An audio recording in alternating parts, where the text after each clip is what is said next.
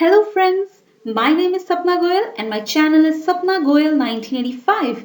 Through this video, we are going to study class 7th history lesson 3 of NCERT book, that is the Delhi Sultans. Majorly, this chapter discusses about those rulers who ruled over Delhi, who made Delhi as their capital and who built their city within Delhi. Children, you must have heard the story of Pandavas in Mahabharata. Indraprastha was the capital of Pandavas and ये माना जाता है जहां आज दिल्ली है वहां actually में बहुत पहले इंद्रप्रस्थ था. So पांडवों ने भी दिल्ली के ऊपर रूल किया but the name was Indraprastha. But apart from that, the initial ruling dynasties to rule over Delhi were Rajput dynasties. The first dynasty was Tomara dynasty and then came the Chauhans. Tomara Rajputs का first ruler था Anganpal Tomar and Anganpal Tomar was the first ruler to rule over Delhi and then for a long time Prithviraj Chauhan from the Chauhan Rajputs ruled over Delhi. So Anganpal Tomar became the first Rajput ruler to rule over Delhi and he even built a city within Delhi that's called Lal Kot. Later on he was defeated by the Chauhans and Prithviraj Chauhan he conquered Lal Kot and renamed it Kila Rai Pithora. And during the time of Tomara Rajputs बहुत सारे Jain businessman Delhi में रहते थे और उन्होंने बड़े temples भी बनवाए. And during the time of Tomara Rajputs itself, coins were also in circulation and those coins were called as Delhi Wal. After the death of Prithviraj Chauhan, Muslim rulers established their rule in India and 5 Muslim dynasties one after the other ruled and those 5 Muslim dynasties taken together are called as Delhi Sultanate. They ruled for about 320 years, that is from 1206 Common Era till 1526 Common Era. And the Delhi Sultans who ruled over Delhi built many cities in the area that is known today as Delhi. For example, Delhi Ikunha, Jahanpana, Siri, Firozabad, etc. So पहले दिल्ली पे rule किया Rajput rulers ने and then came the Delhi Sultans और उसके बाद आए Mughal rulers जिनके बारे में हम पढ़ेंगे in the next chapter. Here are the maps showing areas ruled by various Delhi Sultans during their reign. मगर ये दिल्ली सल्तनत के बारे में हमें इतना इंफॉर्मेशन मिला कहाँ से? We got this information through coins, inscriptions, architecture and Tariq. Now Tariq is a new word for you. Let's study its meaning. Chronicles written by scribes during the rule of Delhi Sultans were known as Tawarik. Now children, do you remember the meaning of chronicles and scribes? We read them in chapter 1. Chronicles are those historical events that are written in the order of their occurrence and scribes are those people who write manuscripts with hand. So Tariq or Tawarik, it can be called a manuscript written for Delhi Sultans. Tariq is an Arabic word which means history or historiography. Tariq जिस language में लिखे जाते थे, that language was Persian and this language was the language of administration in the Delhi Sultanate. There were many people who wrote Tariq like secretaries, administrators, poets, courtiers and जो authors थे Tawarik के, they led a very rich life and they got various rewards as well and they lived in cities not in remote areas. And these people were so important that they even advised the rulers on various things. For example, how can the ruler preserve the social order in the society? So, तवारिक के authors का अपना ही एक view point था and उनको लगता था कि सोसाइटी में birth right and gender distinctions का अपना ही एक इम्पोर्टेंस है. That means according to them male and female could not be put on an equal footing and according to them there are certain people who get right by birth because they are born in an important family. So they wanted to preserve that birthright and they wanted to preserve gender distinctions as well. Have a look at the picture, children. There are 4 stages in making of a manuscript. सबसे पहले paper banana and then text को लिखना, उसके बाद gold को melt करना ताकि कुछ important words highlight हो सके, and the last step is to bind the book. So here is the list of all the Delhi rulers in chronological order who ruled over Delhi, and altogether these 5 ruling dynasties are referred to as the Delhi Sultanate. The first dynasty to rule over Delhi within the Delhi Sultanate was Mamluk dynasty or the slave dynasty. They were the early Turkish rulers. Then came the Khalji dynasty, then the Tughlaqs, then Sayyid dynasty, and then Lodhi dynasty. After Lodhi dynasty, Mughal rulers came to power. But children, in this list which is given in your book also, there are some gaps. For example, Ghiyasuddin Balban, his rule ended in 1287 Common Era, and then Jalaluddin Khalji came to power in 1290. So what about the remaining years in 1288, 1289? So many such gaps are there in this list. These gaps are there because during such time periods, there was no clear leadership which established their rule in Delhi. Let's start with the early Turkish rulers. They were also called as Mamluk dynasty or slave dynasty because these rulers were actually slaves who came to power. Qutbuddin Aibak was the first one, then came Shamsuddin Iltutmish, then Razia Sultan, and then Ghiyasuddin Balban. Razia Sultan, who was the daughter of Shamsuddin Iltutmish, came to power in 1236 Common Era. She was the first and the only female ruler to rule over a Muslim dynasty. She had 4 brothers, लेकिन जो इल्तुतमिश थे उनको लगता था कि रजिया के कोई भी ब्रदर्स इतने इंटेलिजेंट नहीं थे कि वो सुल्तान बन सके. So he chose Razia to be the ruler. But many of the nobles in the Sultanate were not happy with Razia coming to power because they could not accept a woman as a ruler. So she could not remain on power for a long time, and she was removed from the throne in 1240 Common Era. It is important to mention some other women who became rulers within India. The first one is Rudrama Devi. She belonged to Kakatiya dynasty of Warangal, and she avoided gender discrimination by changing her name on inscriptions, and she pretended to be a man. And then another one is Dida, which means Didi. She ruled over Kashmir for some time. Children, Delhi is a very small city within India. But there were many Delhi sultans who were able to expand their control beyond Delhi. So the next topic is about such expansion. But before proceeding further, it is important to understand the meaning of certain terms. For example, hinterland and garrison town. Hinterland means the land adjacent to a city or port that supply it with goods and services. For example, Kolkata तो आप सब जानते होंगे, कोलकाता में एक बहुत important port भी है. सो कोलकाता के आसपास के जितने भी स्टेट्स हैं, for example Bihar, UP, Punjab, Haryana, Rajasthan, even Madhya Pradesh, they all are supplied goods through Calcutta port. सामान पहले कोलकाता पोर्ट पे आता है और उसके बाद it is supplied to other areas. So all these other states are hinterland for Kolkata port. The next term is garrison town, which means a fortified settlement with soldiers. Simple words में बोला जाए तो एक किला जिसको सैनिकों से सुरक्षित किया गया है. During the initial years of Delhi Sultans, the control of Delhi Sultanate was limited to fortified towns occupied by garrisons. यानी कि initially Delhi Sultans अपने किले तक ही सीमित थे और उस थोड़ा बहुत उसके आसपास का एरिया कंट्रोल करते थे, and all this area was heavily protected by garrisons, meaning the soldiers. The Sultans did not control the hinterland of the cities. मतलब वो सारा एरिया जहाँ पे से दिल्ली में गुड्स आते थे, सुल्तान वो एरिया कंट्रोल नहीं करते थे.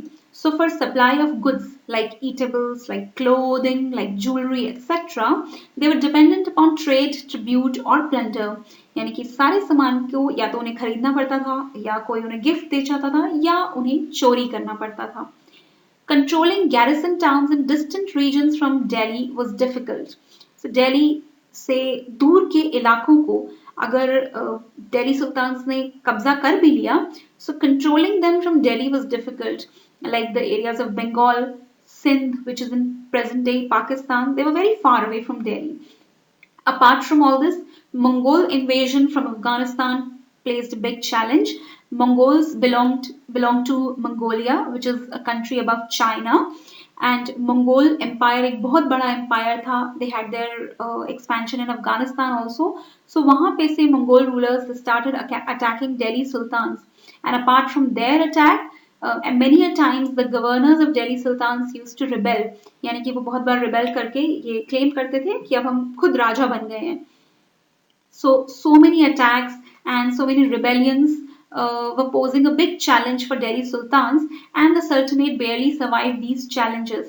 बहुत बार sultans expand करते थे अपने एरिया को, and very quickly the areas used to become independent. Now we are going to study Khalji dynasty and Tughlaq dynasty in detail. In the Khalji dynasty, initially Jalaluddin Khalji ruled and then Alauddin Khalji. After Khaljis, Tughlaqs came to power, and the first ruler was Ghiyasuddin Tughlaq, then came Muhammad Tughlaq, and then Firoz Shah Tughlaq. So एक तरफ Mongols के attacks and दूसरी तरफ rebellion by governors. In the middle of all this, how did the expansion of Delhi Sultanate take place? So Delhi Sultanate का expansion हुआ majorly during the reigns of Ghiyasuddin Balban, who belonged to Mamluk dynasty, and Alauddin Khalji, and then under Muhammad Tughlaq. The expansion took place along internal and external frontiers. अब इसका मतलब क्या है? Internal frontier means that initially sultans tried to expand in the areas around Delhi, and external frontiers means the rulers, they tried to expand in areas much beyond Delhi. So along the internal frontier, the main aim of sultans was to control the hinterland of the garrison town. यानी कि किले के आसपास के जो area जो किले को goods supply करते थे, उन areas को control करना उनका सबसे पहला aim बना. And then they even got the forests cleared between the areas of Ganga and Yamuna rivers. और जब जंगल खाली कराए गए, तो उस जंगल में जो लोग रहते थे, that is the hunters, gatherers, the pastoralists, they were all removed, they were all expelled from their land.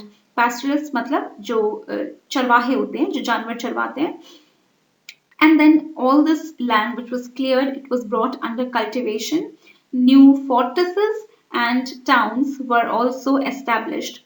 Apart from this, they also expanded along the external frontier. यानी कि अब उन्होंने expand करना शुरू किया साउथ इंडिया में.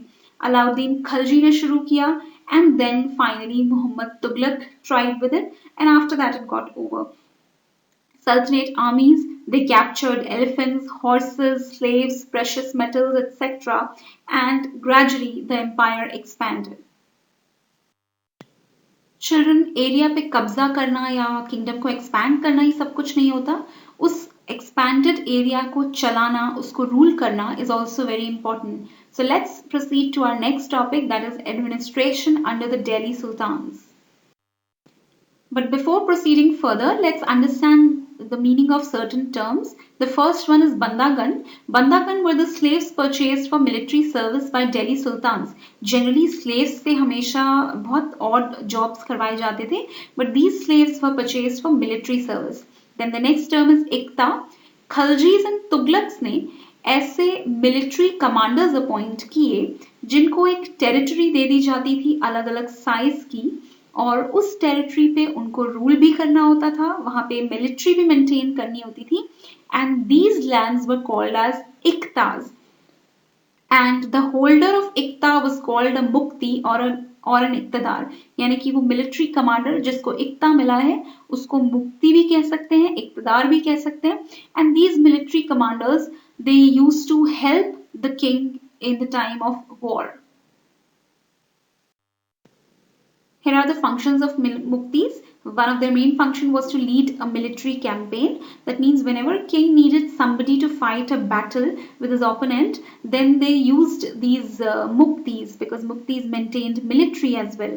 Then another function was to maintain law and order in their ikta, that means in their land.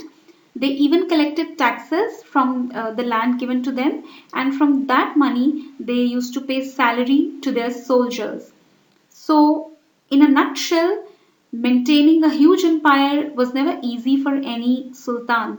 So, he divided his land into various parts, and those parts were given to military commanders. Those military commanders ruled over those small parts, but in all this, they remained subordinate to the Delhi Sultan. Now, sultans took some special measures to ensure that muftis performed their duties well. First one is their office was not made hereditary. That means agar father ek mufti hai, so it's not necessary that his son will also be a mufti. Then next, they were assigned iktas for a short period of time, and then that ikta was transferred. यानी कि उनको जो land मिला है थोड़े time के लिए मिलता था, हमेशा के लिए नहीं. Then accountants were also appointed to check the amount of revenue collected by the muftis. कितना रेवेन्यू कलेक्ट कर रहे हैं वो स्टेट फिक्स कर देती थी. एंड केयर वाज टेकन कि एक मुफ्ती उतना ही टैक्स कलेक्ट करे जितना प्रिस्क्राइब किया गया है, उससे ज्यादा ना कलेक्ट करे. And care was also taken that the muqtis keep required number of soldiers, क्योंकि किंग्स उनसे मदद लेते थे during the time of war, तो उसके लिए सोल्जर्स की जरूरत होती थी. सो एक तरफ मंगोल्स के अटैक्स एंड दूसरी तरफ rebellion by governors. In the middle of all this, how did the expansion of Delhi Sultanate take place? So Delhi Sultanate का expansion हुआ majorly during the reigns of Ghiyasuddin Balban, who belonged to Mamluk dynasty, and Alauddin Khalji, and then under Muhammad Tughlaq. The expansion took place along internal and external frontiers. अब इसका मतलब क्या है? Internal frontier means that initially sultans tried to expand in the areas around Delhi, and external frontiers means the rulers they tried to expand in areas much beyond Delhi. So along the internal frontier, the main aim of sultans was to control the hinterland of the garrison town. यानी कि किले के आसपास के जो area जो किले को गुड्स सप्लाई करते थे, उन एरियाज को कंट्रोल करना उनका सबसे पहला एम बना. And then they even got the forest cleared between the areas of Ganga and Yamuna rivers. और जब जंगल खाली कराए गए तो उस जंगल में जो लोग रहते थे, that is the hunters, gatherers, the pastoralists, they were all removed, they were all expelled from their land. Pastoralists मतलब जो चरवाहे होते हैं, जो जानवर चरवाते हैं. And then all this land which was cleared, it was brought under cultivation. New fortresses and towns were also established. Apart from this, they also expanded along the external frontier. यानी कि अब उन्होंने expand करना शुरू किया south India में. अलाउद्दीन खलजी ने शुरू किया, and then finally during Alauddin Khalji's reign, 3 types of taxes were collected, that is house tax, cattle tax and kharaj. खरच का मतलब है it was a tax on 50% of the produce. जितना प्रोडक्शन किया है उसका 50% पे टैक्स देना होता था. Children, it is important to remember here that large parts of Indian subcontinent remained outside the control of Delhi sultans. Controlling distant regions from Delhi like Bengal was not an easy task. कुछ sultans ने capture किया southern India को, and बहुत ही जल्दी वो area independent हो गया. Even the areas of Gangetic plain, they were largely forested areas, and it was difficult for sultan armies to penetrate into those areas. At the time of Alauddin Khalji and Muhammad Tughlaq, they tried to control areas with difficult terrain, but even they could not rule for long. And by 1219, under Mongols under Genghis Khan, they invaded parts of Iran and parts of Transoxiana. और उसके just बाद they started attacking the Delhi Sultanate. Mongols belonged to Mongolia, और उन्होंने दिल्ली सल्तनत के ऊपर बहुत attacks किए. Especially during the reign of Alauddin Khalji and Muhammad Tughlaq, these attacks increased a lot. और इसकी वजह से दोनों रूलर्स को मोबिलाइज करनी पड़ी एक large standing army, and maintaining a large standing army and maintaining a large empire posed a huge administrative challenge. So now let's study what challenges these sultans faced. Now let's study the differences in the measures taken by Alauddin Khalji and Muhammad Tughlaq to deal with Mongol invasion.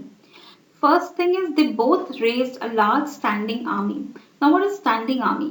Standing army is that army which is always on duty whether it is wartime or peacetime. It is different from reserved army. Okay, then Alauddin Khalji, in order to station these large number of soldiers, constructed a new town and he named it as Siri.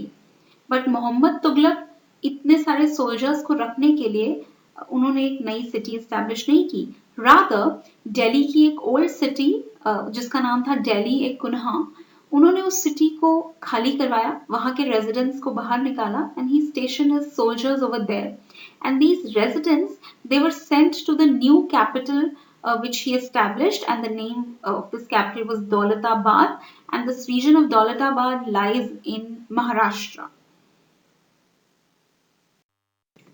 Now this large army had to be fed, यानी कि इतने सारे soldiers को खाना खिलाना था.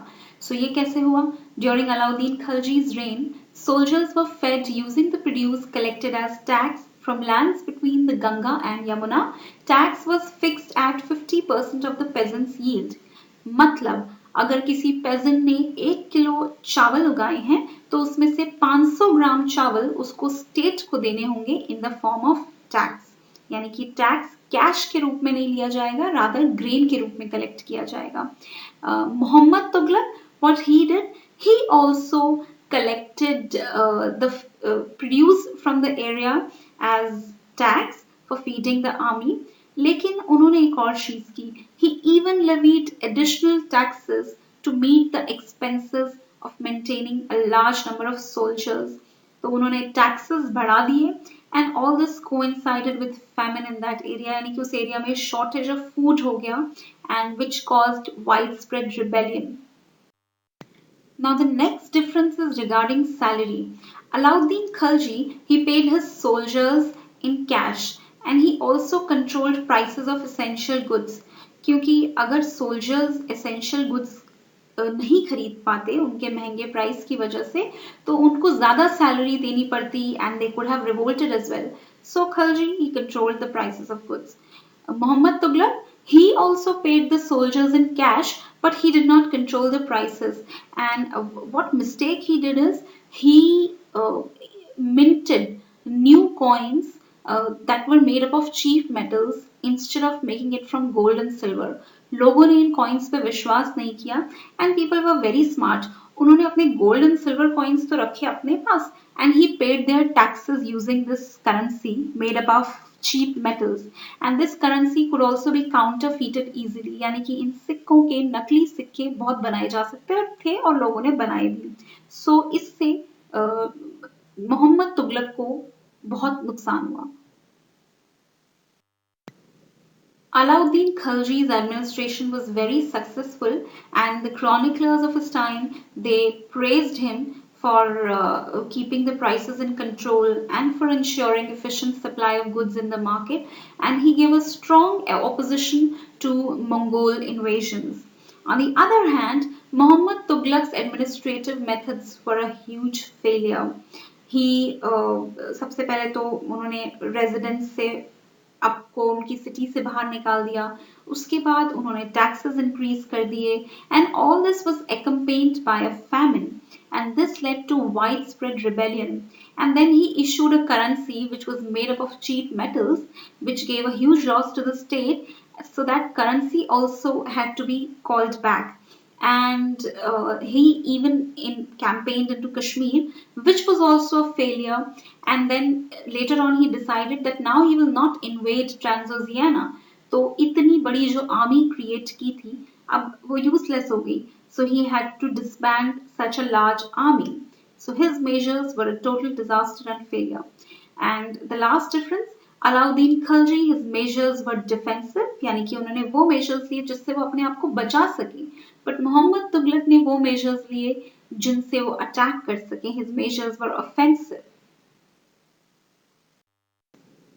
Let's see the list of rulers who ruled over Delhi once again. Initially, the Tomara Rajputs ruled, and then came the Mamluk dynasty, then came the Khalji dynasty, and then Tughlaqs.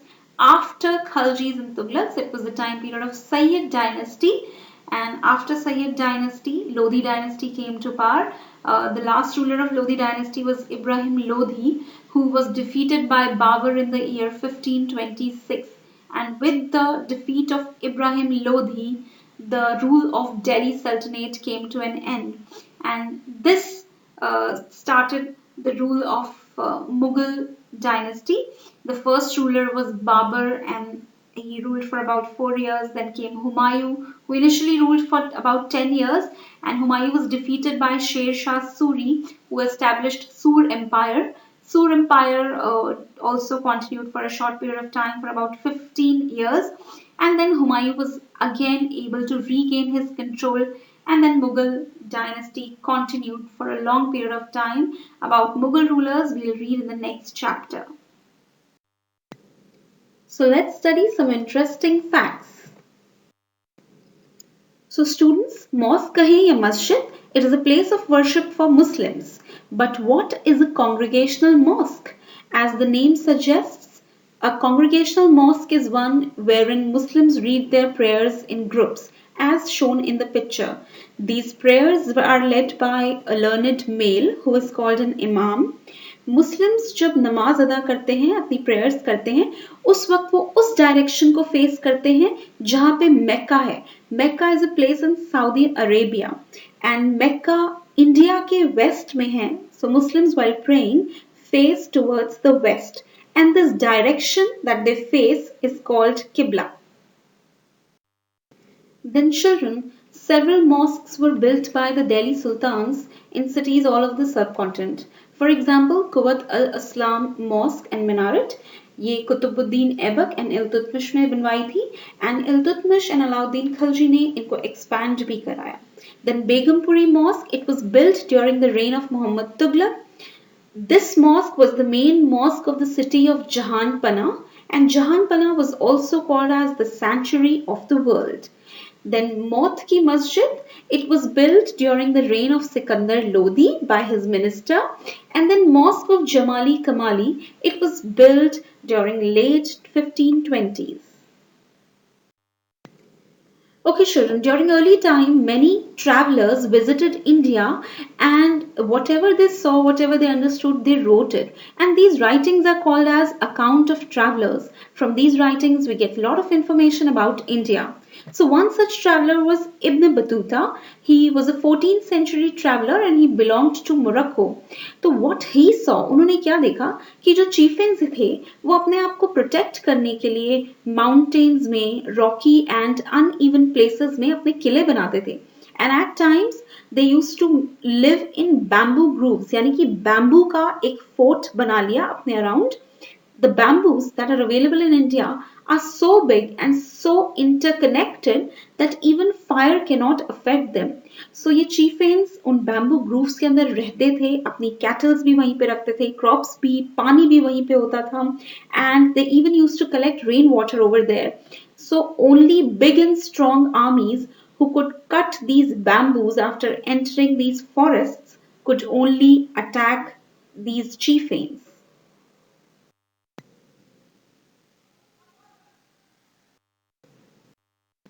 Here are some important questions from the chapter, children. Pause the video here and try to answer these. So this brings us to the end of the chapter. Hope you liked the video, and if you did not, please comment what were the shortcomings. Thank you so much.